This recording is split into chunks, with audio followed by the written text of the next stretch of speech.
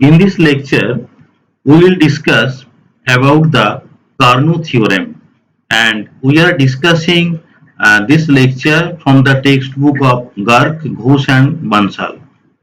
So what is Carnot's theorem? Carnot's theorem states that all heat engines working between the same temperatures, the reversible Carnot engine has the maximum efficiency. So there may be several engines which are working between the two same temperature limits, but the efficiency of the reversible Carnot engine will be the maximum. We are considering that an irreversible engine and a reversible engine are operating between the same reservoirs which are at the temperatures T1 and T2, and we are supposing that the irreversible engine is more efficient than a reversible one. So in that case we can write that eta I greater than eta R. Now we know the expression for the eta, and from that expression we can say that W divided by Q1 greater than W divided by Q1 prime.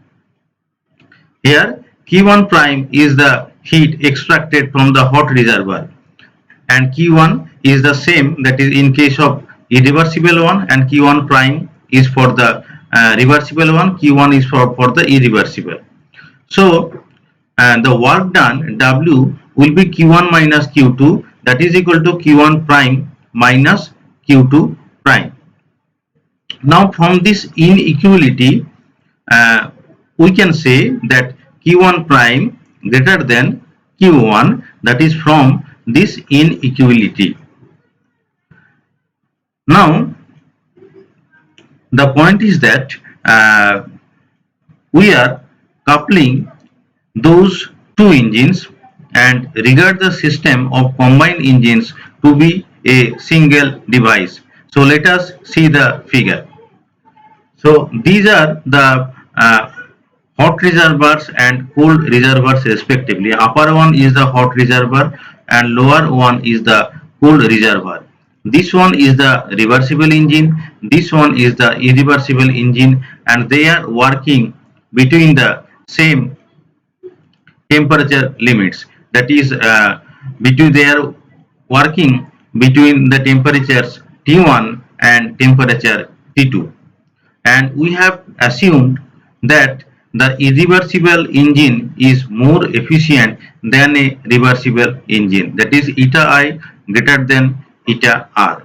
This was our initial assumption. Now we are assuming in this way, that is we will couple those engines, that is irreversible engine and reversible engine, although initially they were acting differently, but we are coupling them. We are coupling them in a sense, that is it is a like a combined engine, a single engine, but it is combined of irreversible engine and reversible engine. Suppose that the work produced by the irreversible engine is used to drive the reversible engine backwards so that it acts as a Carnot refrigerator. You see that work produced by the irreversible engine, that means this one is a irreversible engine, so some work is being produced by this irreversible engine, that work is fed into the reversible engine. So this is the work that is acting as input for this reversible engine.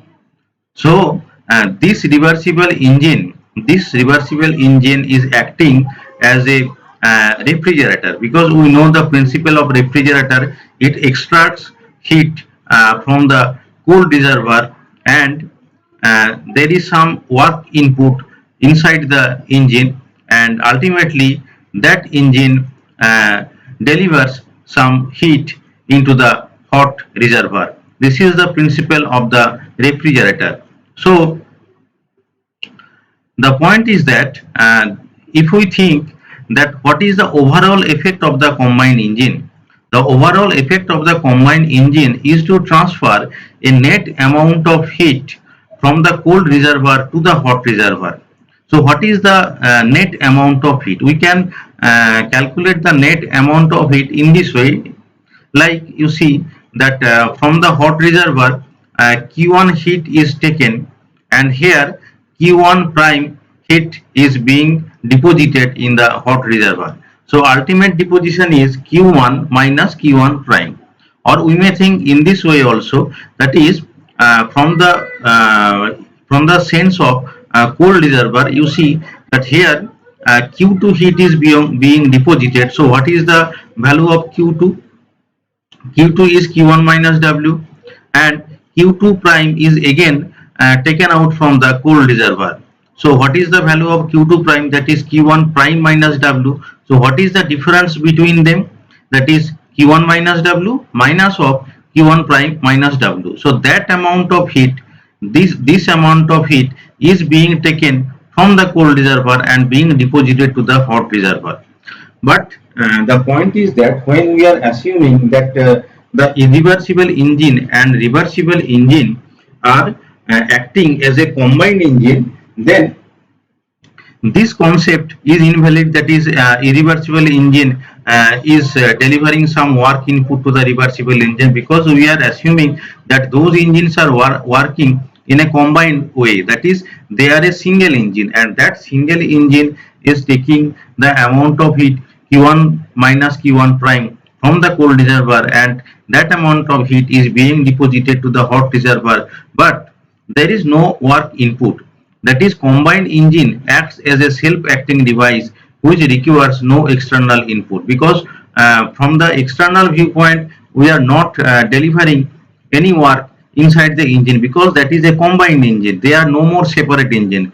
So there is no external work input inside the engine. However, the engine is taking heat Q1 minus Q1 prime from the cold reservoir, and that amount of heat is being deposited to the hot reservoir. So this principle is forbidden by the Clausius statement of the second law. So our initial assumption was that eta I greater than eta R. That is, efficiency of a reversible engine is greater than the efficiency of the reversible engine. That assumption is not valid. That means an irreversible engine cannot have efficiency greater than that of the reversible engine. From this we can conclude that the efficiency of a Carnot engine is always maximum, that is eta I less than eta R. We expect that the same will hold true for a Carnot refrigerator as well. So the corollary is that all reversible engines operating between the same temperature limits have the same efficiency. This is the corollary. We have to keep in mind that all reversible engines operating between the same temperature limits will have the same amount of efficiency. Now we will show that for a reversible engine, sum of Q by T is equal to 0. So how to show that? According to Carnot's theorem, the efficiency of a Carnot engine is greater than or equal to the efficiency of any other engine operating between the same temperature limit. So we can say that eta less than equal to eta R. What is the meaning of this inequality?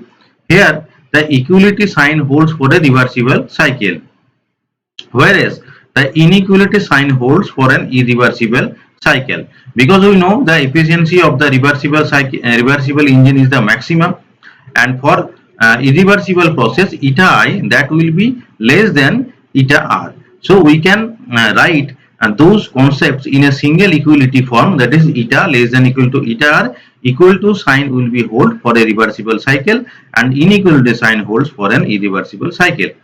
Now in terms of heat exchange, we can write the same inequality in this way if we use the expression for the eta. So 1 minus Q2 prime divided by Q1 prime less than equal to 1 minus Q2 by Q1. Here prime symbol is for the eta. Now from this inequality we can again write, that is Q2 prime divided by Q1 prime greater than equal to Q2 by Q1. Now we all know that Q2 by Q1 can be written in terms of T2 by T1. We have already shown this before. So if we use, that is T2 by T1 on the right hand side, and in the left hand side Q2 prime divided by Q1 prime, then we can write Q1 prime by T1 minus Q2 prime by T2 less than equal to 0. So what is the meaning of this inequality? The meaning is that for any cycle in which heat exchange is taking place with two reservoirs only. So there are two reservoirs and there is heat exchange between these two reservoirs. Suppose Q1 prime is the heat taken out from the hot reservoir and Q2 prime is the amount of heat that is being deposited to the cold reservoir. So the algebraic sum, if we use the algebraic sum we can write in this way, that is left hand side I can write that is sum of Q by T. There is a minus sign because it is being deposited and plus sign it is being taken out. So ultimately the left hand side is the algebraic sum of Q by T, that is it is a generalized form or the algebraic sum of the heat exchange taking place. So left hand side can be written in terms of sum of Q by T, that is less than equal to 0. Now we will discuss about the thermodynamic temperature. So thermodynamic temperature, so what does it mean? Suppose you are going to measure the temperature of a particular body. Then what you need? You need a thermometer. You will place the thermometer on the body and after a particular time what will happen, that is there will be a equilibrium between the thermometer and that particular body whose temperature is going to be measured. So in the thermal equilibrium the thermometer will show you a particular reading. So that reading is the theta and theta is corresponding to a particular thermal property of the body and we can denote this by x. So what is theta? Theta designating empirical temperatures as defined by an arbitrary thermometer using thermometric property denoted as x. So theta is the value of the empirical temperature by an arbitrary thermometer and for a particular thermometric property denoted as x. Now you see the notation, that is empirical temperature. Actually empirical temperature means that is when we are defining the temperature in a thought experiment or in an arbitrary way. You say that we have used the term arbitrary thermometer, we have not specified the thermometer. So that is why we are saying the temperature as empirical temperature. Now let us look at a figure. This is the figure.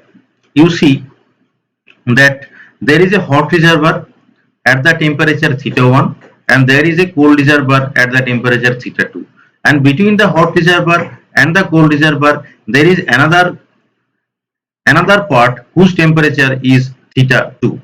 And suppose there is a engine R1 here and that is in between theta 1 and theta 2. So Q1 heat is taken out from the hot reservoir, Q2 amount of heat is being deposited into the theta 2, W1 is the work performed by that engine, and there is another engine which is working between the suppose slab theta 2 and theta 3. So here Q2 amount of heat is coming to that particular engine and Q3 amount of heat is being deposited to the cold reservoir which is at the temperature theta 3. So two reversible engine, this one is also a reversible engine and this is also a reversible engine, and two reversible engines are operated in a series.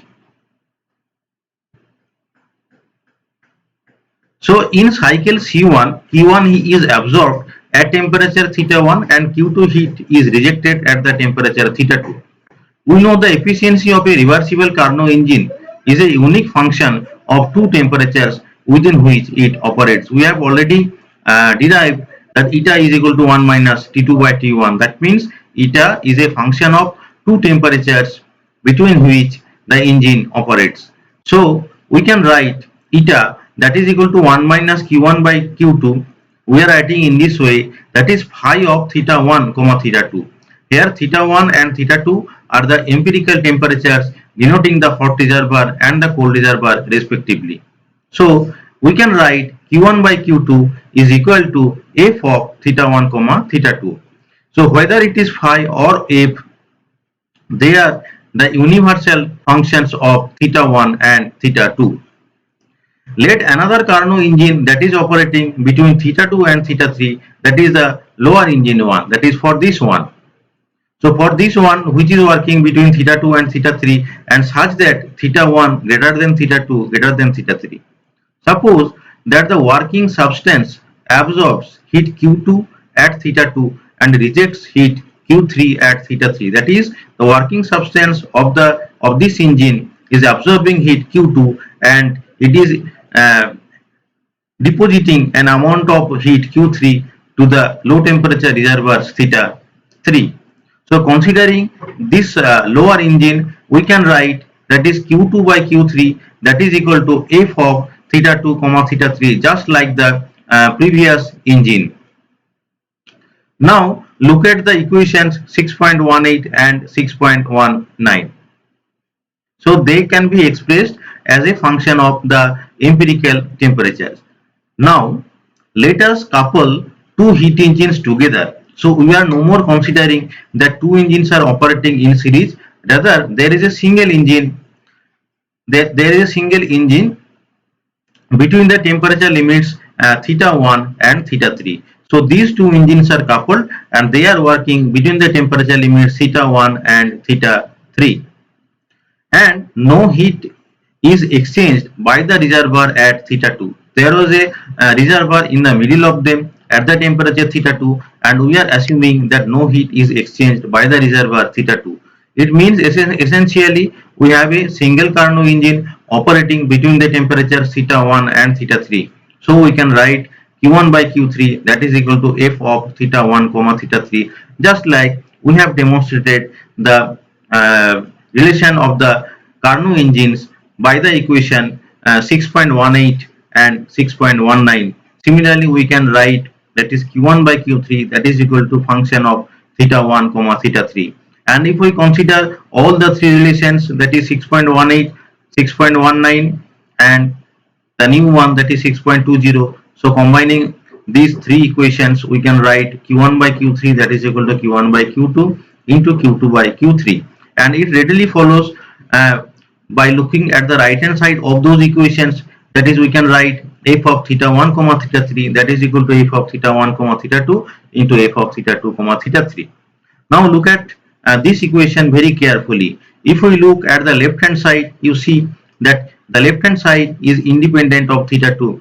Therefore, for this equality to hold, the function f must be equal to the ratio of the two functions so that the product on the right hand side does not contain theta 2. As the left hand side is independent of theta 2, so right hand side must be independent of theta 2. So how to show that the right hand side is independent of theta 2? We have to designate the functions in such a way so that the right hand side is independent of theta 2. But how it is possible? Let us express f of theta 1 comma theta 2 in this manner, that is t of theta 1 divided by t of theta 2, and f of theta 2 comma theta 3, that is equal to t of theta 2 by t of theta 3. So we are expressing the function f as ratio of two functions, and if we express f as the ratio of the two functions, you see that when you multiply these two functions, ultimately the right hand side will be independent of theta 2 because t of theta 2 in the denominator here and t of theta 2 is in the numerator here, and when you will multiply these two factors, ultimately t of theta 2 will be cancelled out. And we can also write that is f of theta 1 comma theta 3, that should be equal to t of theta 1 divided by t of theta 3. Now what is t of theta? T of theta is a universal function of the empirical temperature. Note that the ratio t of theta 1 divided by t of theta 2 is independent of the nature and state of the working substance. We know about this fact that eta does not depend on the working substance. So t of theta 1 and t of theta 2, which is actually the temperatures of the hot reservoirs and the cold reservoir, that should not depend on the working substance. Obviously, several functional relation may satisfy equation 6.22. That means we are writing the functions f in this manner, but it is true that these functional relations can be expressed in other ways also, so that the right hand side becomes independent of theta 2. But the point is that Kelvin argued that one can define a thermodynamic temperature corresponding to an empirical temperature by the relation T1 that is equal to T of theta 1 and T2 that is equal to T of theta 2. So you see, we are defining thermodynamic temperature. Theta is the empirical temperature, but Kelvin defined the thermodynamic temperature corresponding to an empirical temperature by the following relation. So here T is the thermodynamic temperature and theta is the empirical temperature. So theta 1 should be T of theta 1 and T2 should be T of theta 2. This was the proposition given by Kelvin. T3 should be T of theta 3. So we can write Q1 by Q2 that is equal to T1 by T2. Q1 by Q2 that should be written by T1 by T2 as per the earlier equations, because you see if you start from these equations, that is here Q1 by Q2 was f of theta 1 comma theta 2. You see that Q1 by Q2 is equal to f of theta 1 comma theta 2. Now we are writing f of theta 1 comma theta 2 that is equal to T of theta 1 divided by T of theta 2. Next we have defined T1 is equal to T theta 1 and T2 is equal to T of theta 2. So ultimately Q1 by Q2 which was actually f of theta 1 comma theta 2. So that can be written as Q1 by Q2 that is equal to T1 by T2. So ultimately we have shown that is Q1 by Q2 that is equal to T1 by T2. A ratio of the two thermodynamic temperatures is equal to the ratio of the heats exchanged in a Carnot cycle operating between these temperatures. So we have to keep in mind the difference between the thermodynamic temperature and empirical temperature. Empirical temperature means that is we are not going to measure it with particular experiments with some specific values. But thermodynamic temperature, that is when you are going to measure and we have to assign some specific values. It is important to note that equation 6.24 which we have derived does not give us any information about the magnitude of a degree on the absolute scale.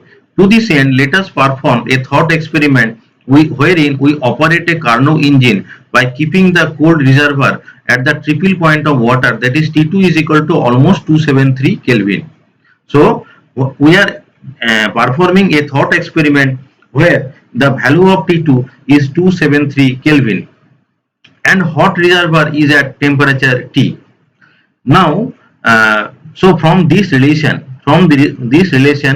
we can write that is T, that is temperature, any temperature T. Actually, it is the temperature of the hot reservoir that is equal to 273.16 into Q by QTP. Here, what is QTP? QTP corresponds to the TTP, that is for the lowest reservoir, temperature of the low temperature reservoir. So T we can write that is equal to T is actually the temperature for the hot reservoir, that can be written in this fashion, that is 273 Kelvin into Q by QTP. So Q signifies the absolute value of heat exchanged by a Carnot engine with a reservoir at thermodynamic temperature T. So again you see this equation, here Q signifies the absolute value. Here Q signifies the absolute value of heat exchange by a Carnot engine with a reservoir at thermodynamic temperature T. Since the Q values are necessarily positive number, it readily follows that the thermodynamic temperature will also be a positive number.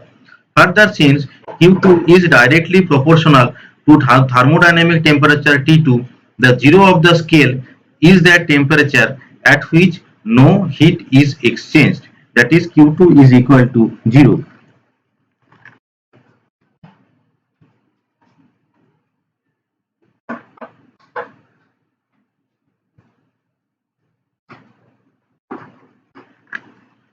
So again I am saying that is Q2 is directly proportional to thermodynamic temperature T2.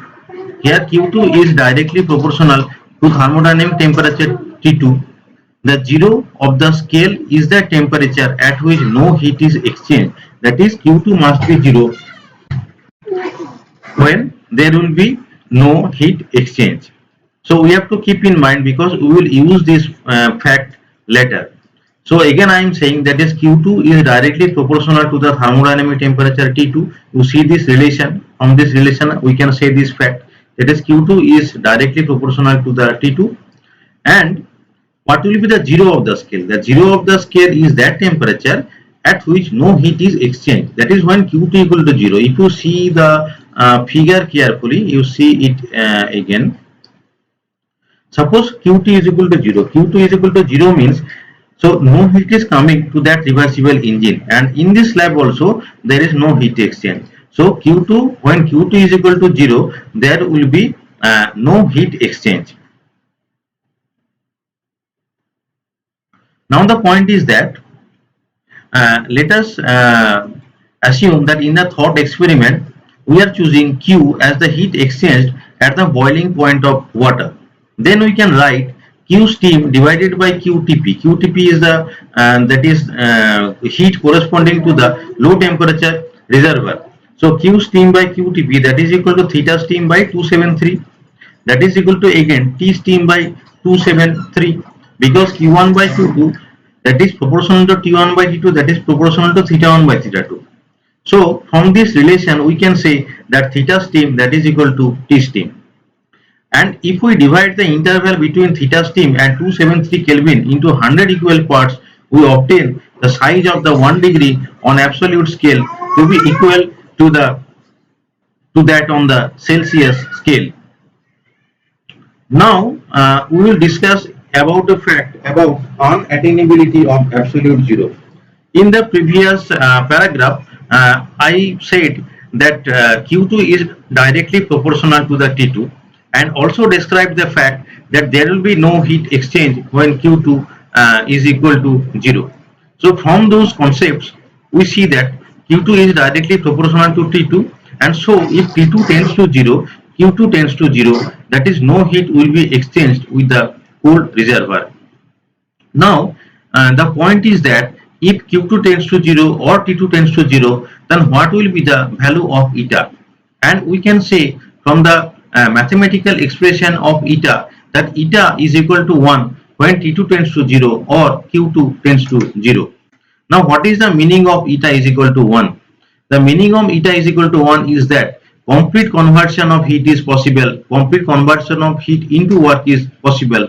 However, this contradicts the second law of thermodynamics. Therefore, we interpret this result to mean that thermodynamic temperature of 0 degree absolute value cannot be achieved by any mechanical means. So we cannot reach to the temperature T is equal to 0 by any mechanical means. That is the second law of thermodynamics implies unattainability of absolute zero.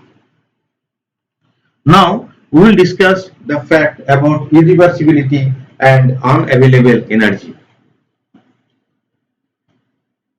We know that the efficiency of a heat engine depends on the temperatures within which it operates, because eta is the functions of the temperatures of the two reservoirs. It can be increased by raising the source temperature T1 or by lowering the sink temperature T2. So from the mathematical expression of the eta, it can be easily shown that eta can be increased by either raising the source temperature T1 or by lowering the sink temperature T2. However, T2, that is the temperature of the low temperature reservoir, is limited to the temperature of the surroundings, because normally the heat is being liberated on the surroundings. To reduce T2 below Ts, because Ts is the temperature of the surrounding, so if we want to reduce the temperature of the low temperature reservoir below the value of Ts, that means below the temperature of the surroundings, in that case one would require a refrigeration device, because without the refrigeration device we cannot cool the surroundings. For this reason, we say that heat is more useful when it is supplied at higher temperature. It means that the quality of heat is degraded when it is made to flow from a higher temperature to a lower temperature and used there in the sense that less of it can be changed into useful work.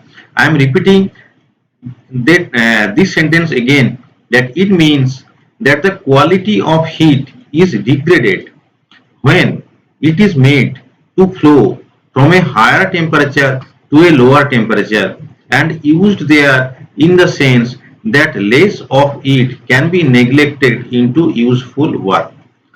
And we are going to show the meaning of this sentence with a thought experiment. That is how it is possible. That is how heat is degraded and less amount of heat can be converted into the work when heat is flown from a higher temperature to a lower temperature.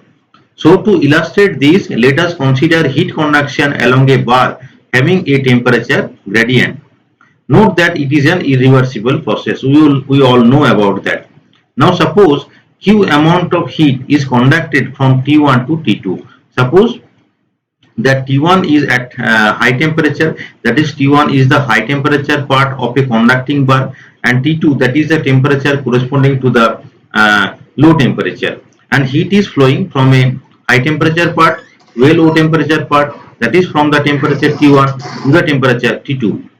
And we are also supposing that T0 is the lowest available temperature to us. Although heat is flowing between T1 to T2, but T2 is not the surrounding. We are considering that T0 is the temperature of the lowest case. That is, if we consider the surrounding, then T0 will be the temperature of that surrounding. That means T2 is at higher temperature corresponding to the surrounding. Now, suppose an engine is being operated between the temperature T1 and T0. That means engine is operated between the higher part of the high temperature part of the conducting bar and the surrounding. So in that case, we will obtain the maximum work output, because the maximum work output will be W1, that is equal to Q into 1 minus T0 by T1. So here you see, as we have used T0, so we are obtaining the maximum work output, and T0 is the temperature of the surrounding. But actually the heat is being flown from T1 to T2. So this is the maximum work output if we consider that there is an engine which is being operated between the temperature T1 and the temperature T0. Now as heat is being conducted from two parts of a conducting bar which are at the temperature T1 and T2. So after the conduction, after the heat has flown from the high temperature part to the low temperature part, so that heat is now available in the low temperature part, and which is at the temperature T2. I am again repeating, that is heat is already conducted from the high temperature part to the low temperature part, and where the heat is just now, heat is at the low temperature part which is at the temperature T2. Now we are thinking in this way, that there is an engine which is acting between the low temperature part of the conducting bar and the surrounding. That is, heat is now being flown from T2 and T0. But what amount of heat? That amount of heat actually is coming from the T1 to T2. That is from the high temperature part of the conducting bar to the low temperature of the conducting bar, and just after coming to the low temperature part, that amount of heat is now being flown from the low temperature part of the conduction bar to the surrounding. That is why if we consider the maximum work output in the second case, that is when the heat is now being flown from the temperature T2 to the temperature T0. So in that case, W2 will be Q into 1 minus T0 by T2. Now you see equation 6.28 and 6.29. In both cases we have used the value of heat is as Q, because that same amount of heat is coming. But the point is that as T2 less than T1, so W2 should be less than W1. That means in the second case we are getting less work output. So what is the meaning of that? this may be viewed as a loss for the conversion of chaos into order. So the what is the value of the lost energy? Lost energy is W1 minus W2, that is equal to Q into T0 into 1 minus T2 minus 1 by T1. This is the amount of lost energy. That means if the heat is being flown from a high temperature part to the low temperature part, after the heat is already conducted, and if we want to reuse the heat, when we want to reuse the heat, we are getting less amount of work. So that is why we have said earlier that the quality of heat is degraded when it is made to flow from a high temperature to a lower temperature and used. That means we are using that heat again, and used there in the sense that less of it can be changed into the useful work, and that is why the quality of heat is degraded. Note that this loss is associated with the irreversibility of heat conduction from T1 to T2. Since natural processes are irreversible, available energy is continuously running downhill. So what is the actually cause for the degradation? The actual cause is actually the irreversibility of the heat conduction from T1 to T2. That this conduction is not a reversible one. We are getting a less amount of work when we are reusing that. So the process is a irreversible one, and all natural processes are irreversible. So as all natural processes are irreversible, available energy is continuously running downhill. So the available energy is continuously running downhill. Will it disappear ultimately in violation of the first law of thermodynamics? To answer this question, we should learn to measure irreversibility of a process in terms of a physical quantity. So in the next chapter, we will learn about entropy, and in the next chapter, we will answer these questions more clearly. So this is the end of the lecture, and thank you all for listening, and I request you to listen the next lecture about the entropy.